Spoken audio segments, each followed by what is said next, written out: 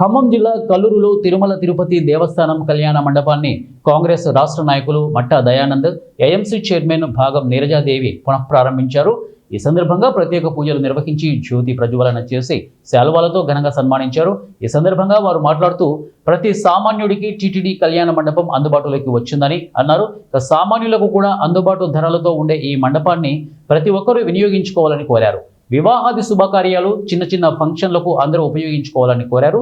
దుర్గాప్రసాద్ అధ్యక్షతన ఏర్పాటు చేసిన ఈ కార్యక్రమంలో ఆర్యవైశ్య జిల్లా అధ్యక్షులు, కాంగ్రెస్ సీనియర్ నాయకులు పసుమర్తి చంద్రరావు, అలాగే లక్కినేని కృష్ణ, సత్యనారాయణ రెడ్డి, ఏనుగు సత్యంబాబు, అన్విరెడ్డిలు పాల్గొన్నారు.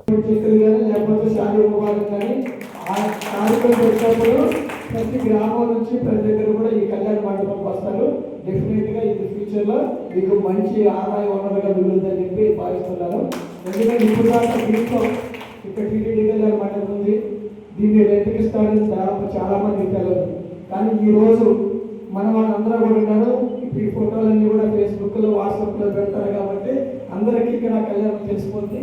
కాబట్టి ఎలాంటి కాదు వచ్చిన వాళ్ళకి మనం తక్కువ, ఎందుకంటే మిడిల్ క్లాస్, లో క్లాస్ దీన్ని ఎంచుకుంటారు. దాదాపు వాళ్ళకి మనం కనుక అనుమైన రేట్ల ప్రకారం ఇచ్చినట్టయితే ఎప్పుడు నిశ్చితంగా పచ్చదోడైన ఉంటుంది. డెఫినెట్గా మీకు మంచి జరగాలని కూడా దీన్ని ఎక్కువగా ఉపయోగించుకుంటే మన మధ్యతరగతికి అందరికీ ఉపయుక్తంగా ఉంటుంది. కాబట్టి దీన్ని ఉపయోగించుకునే విధానంలోనే వాళ్ళు కూడా మనకి కొంచెం మనకు కావాల్సినటువంటి అన్ని వసతుల్ని కల్పించగలుగుతారు. కాబట్టి మనం దీన్ని పునఃప్రారంభించుకోవడం చాలా సంతోషము.